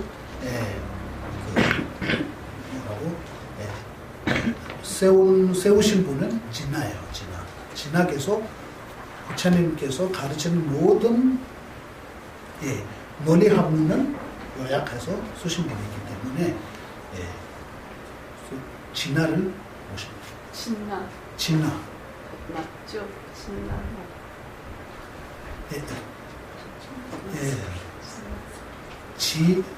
한국말로 진나라고 하는데, 진나예요? 진나라고 들었어요. 오케이, 괜찮아요. 진나, 어쨌든 진나. 그리고 앞에는 법칭. 법칭죠. 법칭. 칭이에요? 네, 법칭. 이거 칭 써있는데. 법칭. 이렇게 일단 광대한 보리도 자체에 포맥사 엄청 많은데 그 중에 대표 같은 이렇게 네 분 모셔가지고 첫 단계에서 그렇게 관상할 수 있는 나눠주는 거죠. 이렇게 하고 왼쪽에는 문수를 여기 모시고 여기 보면 문수의 오른쪽 있죠. 문수. 왼쪽에는 송촌보살, 용수보살, 송촌보살. 그 다음에 뒤에는 불호보살. 불호는 이 부처님께서 대승법을 써라 할 때 일단 유식하고 중간 두 가지로 갈라주죠. 이 수행자들이 보는 그 견해의 측면에서 볼 때는 조금 안 맞은 부분이 생겨가지고 유식하고 이렇게 생겼죠. 이 중간 체계가 있고 유식 체계가 있는데 또 이 중간 또한 두 가지로 갈라졌어요.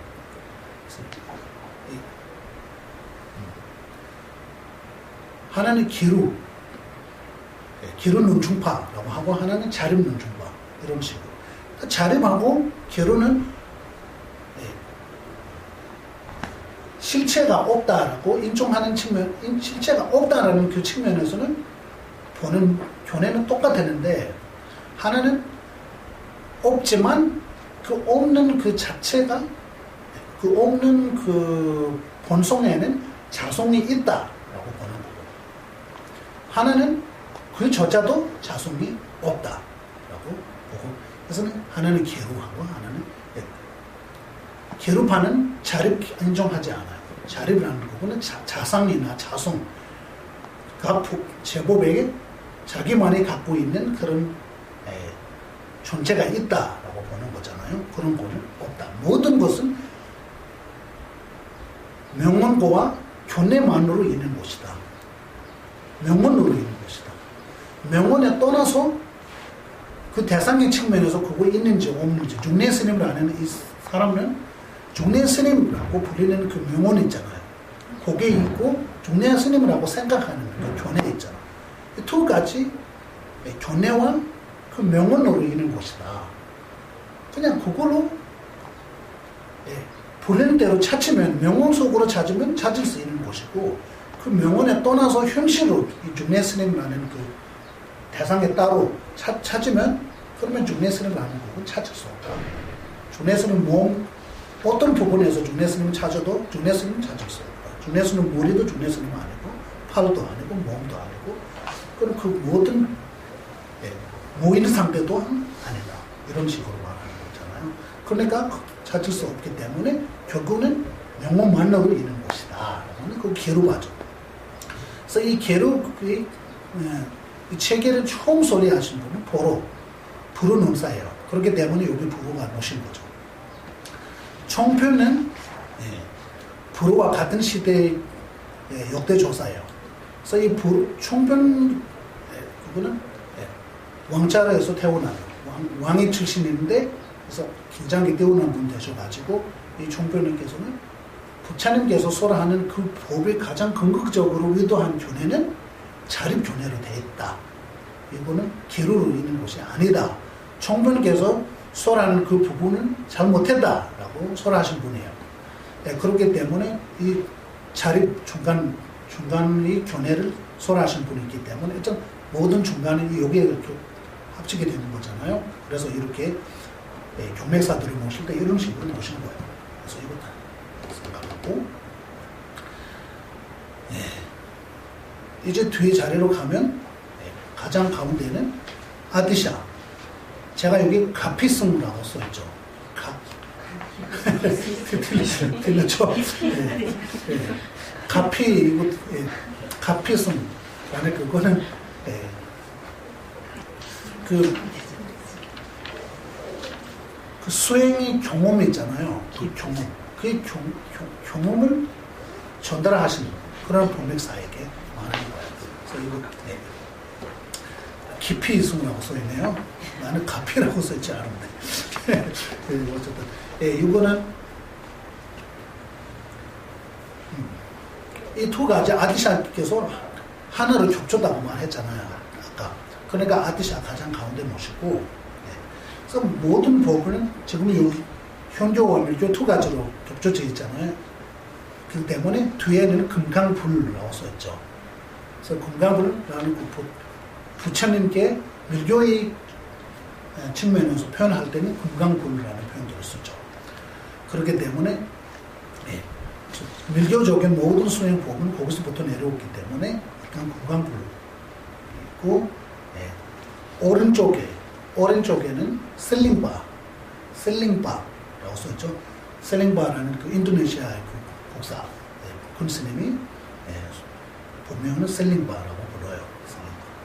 그래서 셀링바 존자님 오른쪽에 모시고, 이 셀링바라는 건 광대하는 보리도 자체 아디샤께서 모든 광대한 복찬 경매는 이분부터 받으셨기 때문에 셀링바. 그러면 왼쪽에는 뭐라고 써있어요? 릭베쿠죽라고 써있죠. 릭베쿠죽은 용수부터 쭉 내려온 그 모든 범에서 그 당시에는 모든 그 범에 갖고 있는 분은 릭베쿠죽이었어요. 그래서 그분 찾아러 가셔가지고 모든 심호하는 보리 차제의 경맥다고 그분부터 받으셨기 때문에 릭베쿠죽은 왼쪽에 모시고, 앞에는 송카바 대사 앞에 모시고. 이거 보르드 차제를 수행하는 법사마다 조금 설명 다를 수도 있어. 조금씩 다를 수도 있어. 이 방법은 내가 건상할 때 수행하는 방법이에요. 일단 대중은 일단 기본적으로 설명은 딱 똑같이 해요. 근데 각자의 그 수행할 때 떠올리는 게 조금 다를 수도 있어요. 그렇기 때문에 이거는 일단 이런 식으로 해가지고 생각하는 거예요. 이제 앞에 있는 그 자리죠. 그 앞 자리에게도 똑같이 그런 거.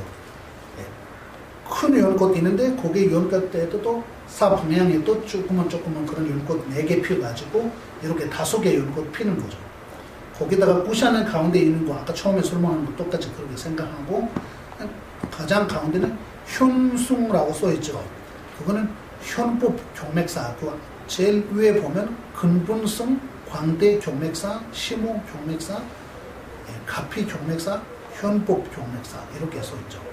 그래서 이 현법 경맥사라는 부분은 내가 직접 법을 들었던 이런 법맥사에 말하는 거거든요. 그래서 내가 지금까지 들어왔던 그런 스승님들의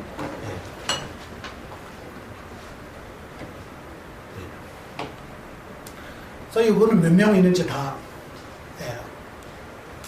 저 같은 경우는 23명이에요.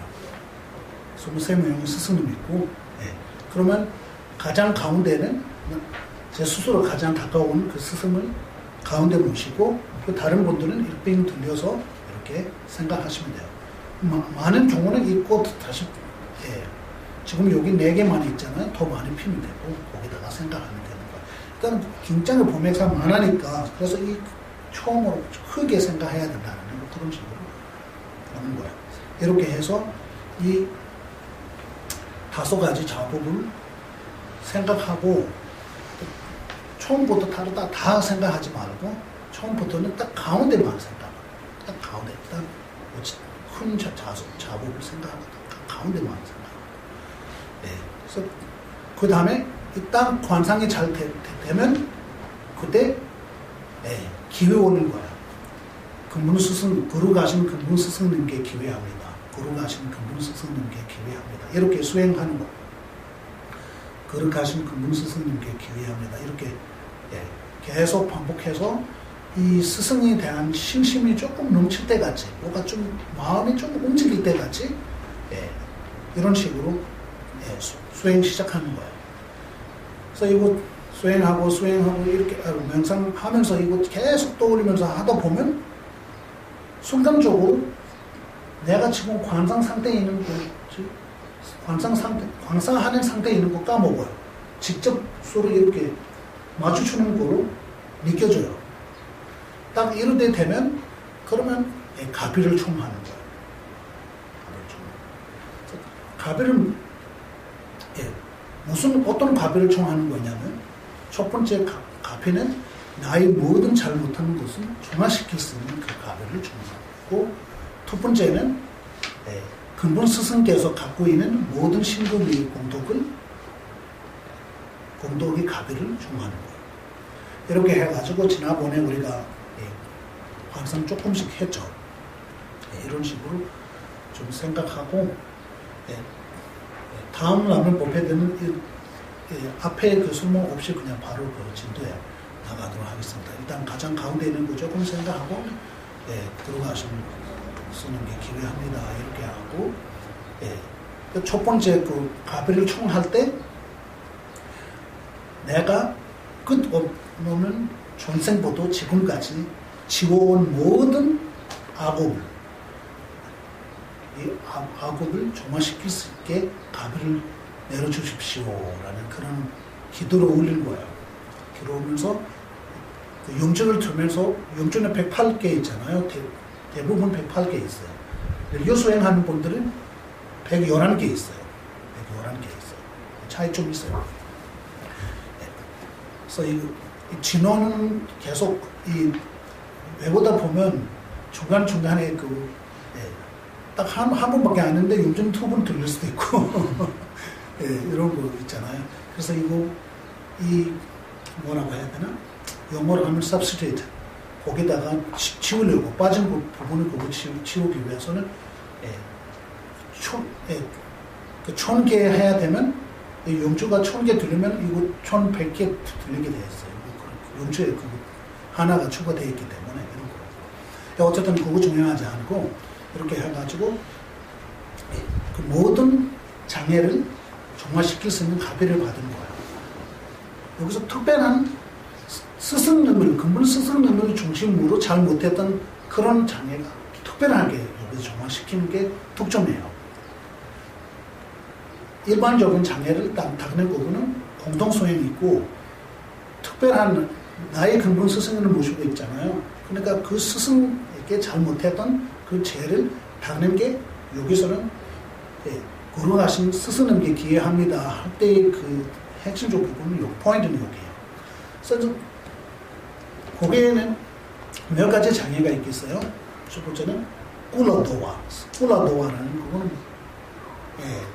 의도적으로 꿀라도와는 그 몸에 직접적으로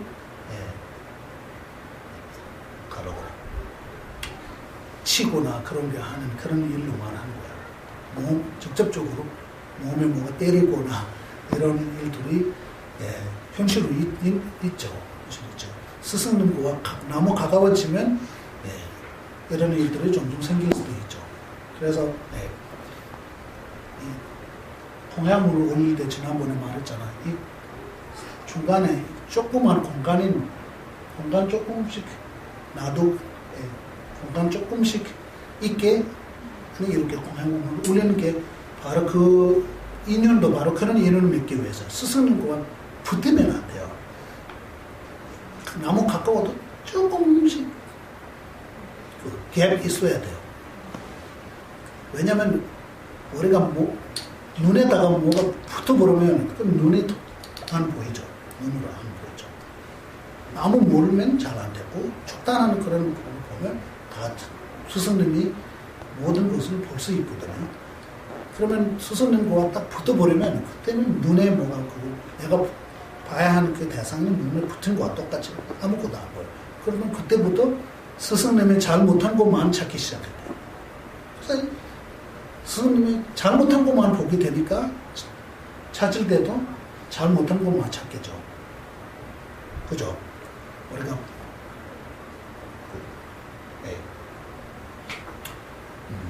내가 갖고 싶은 옷 찾으면 뭐가 찾게 되면 내가 갖고 싶은 옷 찾게 되겠죠. 못 찾으면 그때는 내가 갖고 싶은 옷 없는 거잖아요. 그럼 똑같이 돼요. 똑같아요. 그래서 우리도 안 추운 쪽면서 보게 되면 찾을 때도 안 추운 것만 찾게 돼 있어요. 추운 쪽면서만 찾게 되면 그러면 나중에 뭔가 찾게 될 때도 추운 것만 찾게 되거든요. 그래서 이런 부분들이 굉장히 중요해요. 우리는 지금 여기 다음에도 그 순수로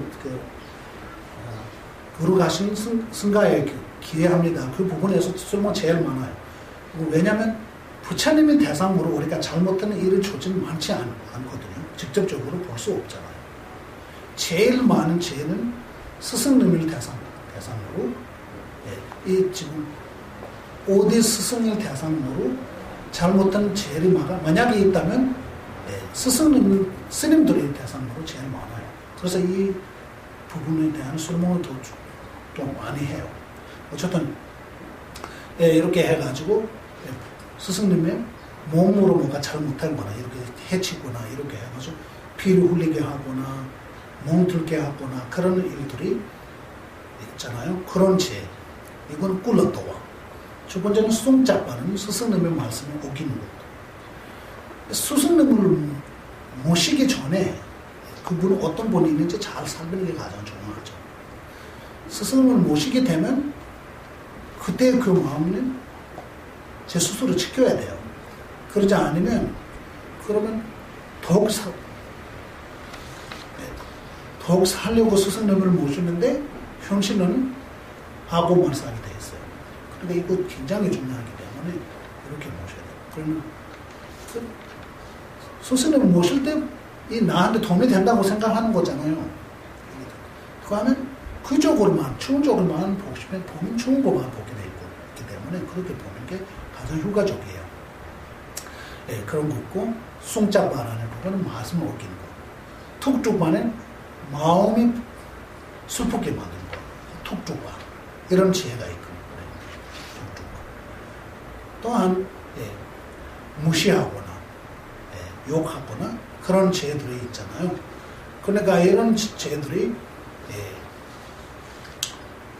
가만히 있을 때는 아무렇지 않게 그냥 보이지만 이 오비 결과가 나타나기 시작하면 엄청난 그런 안 좋은 일들이 생길 수 있기 때문에 이거는 참여해야 돼요. 이 참여할 때는 구루나신 스승님이 기회합니다. 그때 참여하는 거예요. 그래서 이거 이 직접 보게 돼 있잖아요. 그때. 이런 모든 특히 이런 모든 장애들이 아니 소멸하게 하소서라고 이렇게 하면서 이 용주를 듣잖아요. 그래서 스승님의 이름으로 불려서 할 때는 딱 그 가운데 있는 근본 스승님이 샤케문 부처님 모습으로 있는 근본 스승님이 여기 홍자가 있어요. 옴, 아, 홍. 이 홍자가 중자지문거든요. 이게 그 몸이 중자지문은 옴이에요. 말씀의 종자지문은 아, 마음의 종자지문은 흥이에요. 그래서 이 흥자가 바로 본성이에요. 나중에 우리가 부처가 깨달으면 그런 깨달으신 분 될 때는 이 마음을 깨달은 마음으로 변하게 하는 게 그런 뜻으로 말하는 거예요. 그렇죠? 지금 이거 원본은 좀 크고 그 프레임은 작아가지고 그거 흥자가 안 보이더라고. 어쨌든 혼자가 있는데, 그래서 거기에 근본 스승의 그 가슴 가운데 홍자 그런 좀 감상해가지고 거기서부터 빛을 나오기 시작하는 거야. 빛은 실체는 값이 있는데 그 무슨 감로수의 그런 현상으로 들어오는 거로. 그래서 이 감로수에게 색깔가 있어요. 5가지 색깔가 있는데. 우리 기원의 색깔이 있어요. 지금 우리가 안 보이는 부분이지 수행하다 보면 기원의 색깔이 있어요. 5가지 색깔, 무지개 색깔 같이 5가지 색깔 다 있는 거예요. 그래서 이 감로를 내릴 때도 근본 스승의 마음과 기원은 따로 분리되는 것이 아니거든요. 같은 본성이 되기 때문에 기원은 감로의 현상으로 내려오는 걸로 관상하는 거예요. 그래서 이거 빛이 있는데 첫 번째 빛에는 5가지 그런 색깔의 빛이 있는데 그 중에 흰색을 가장 진하게 다른 색보다 흰색 가장 진하게 이렇게 빛을 비추는 것은 이렇게 쭉 이 감로가 그런 다음 무지개를 타고 이렇게 생각하면서 이 정수리부터 쭉 받아들이는 거예요. 이 가비를. 그래서 이거 할 때 쭉 머리부터 감로를 딱 받을 때 나의 스승님의 대상으로 지워진 모든 악을 악업이라는 그것도 기능이라고 해야 되나? 어떤 기능잖아요. 어떤 그런 종자가 있는데, 그래서 이거 눈으로 볼 수 없기 때문에 이런 모든 장애들이 관상할 때는 어떤 현상으로 봐야 돼요. 그러니까 이 악업의 현상이니까 추억으로 보면 안 되죠. 그러니까 보통 수행법을 알려줄 때는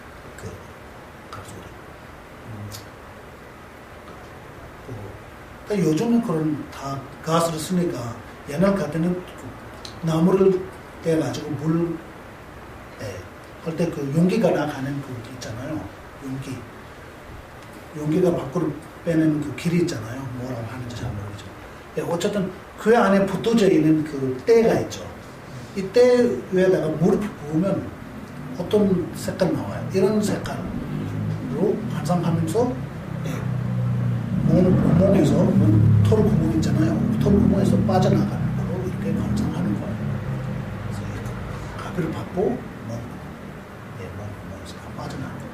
이렇게 환상하고 이렇게 해서 부르아시 스승님이 기하합니다라고 한 108개 하는 경우는 54개를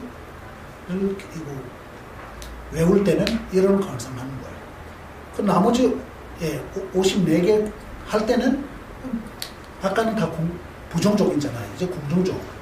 이제는 산부님이 모든 처음부터 스승님이 신구의 가비를 받아들이면 우리 몸에 때가 붙어 있기 때문에 그 때가 붙어 있는 곡에다가 추운 거 부어보면 그거도 해버리잖아요. 그러니까 내 몸을 깨끗하게 정화시킨 다음에 다음 부분에서는 아까 그 감로는 5가지 빛 중에 황금 노란 빛을 조금 강한 그런 빛으로 이 감로를 받아들인 거예요. 그때 받아들일 때 내 몸에 꼭 차 있는 거고 신구의 모든 공덕은 내 몸에 꼭 찬 거로 환상하는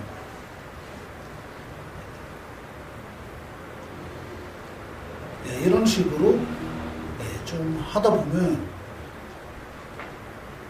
일단 첫 번째 마음 동기는 제일 중요한 거잖아요. 이 동기를 빠지면 안 돼요.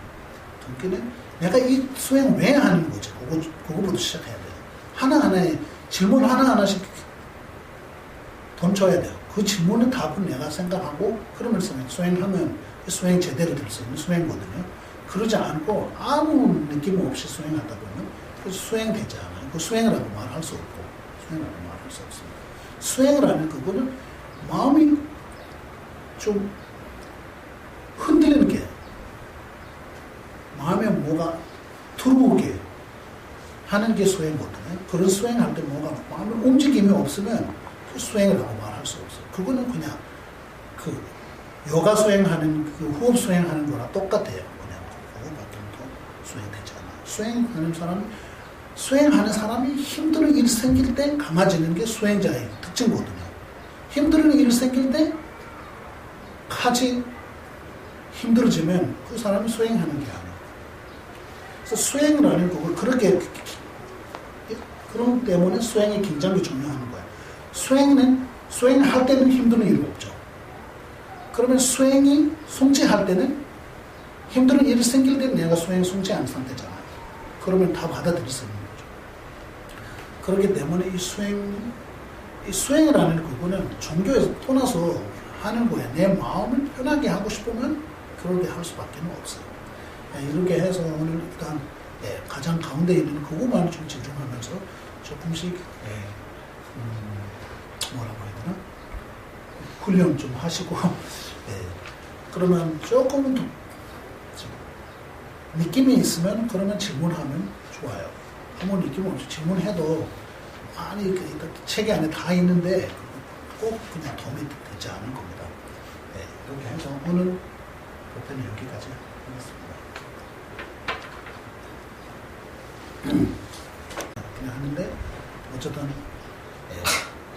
어떤 마음 가진든 종자는 좋은 종자는 분명히 심었을 겁니다. 그러니까 이 종자도 언젠가는 그 그 정작과 인연을 있는 스승을 만나면 결국 깨칠 수도 있고 그때는 우리가 엄청난 그런 좋은 일들을 할 수 있기 때문에 오늘 이런 법문을 든 이 공덕으로 자기 다른 어떤 소망을 빌어도 돼요. 근데 여기 있는 걸로 하는 제일 좋고 세세생생 올바른 스승님과 헤어짐 없이 아니 정보보고 인연이 돼가지고 모든 십지와 오들을 잘 듣고 일체중생을 위해서 깨달음을 얻게 하소서 이런 식으로 해보면 그러면 이 정자가 우리가 깨달음을 오들을 같이 사라지지 않고 영혼을 같이 있을 수 있으니까 그런 마음을 가지고 이 기도를 같이 하도록 하겠습니다.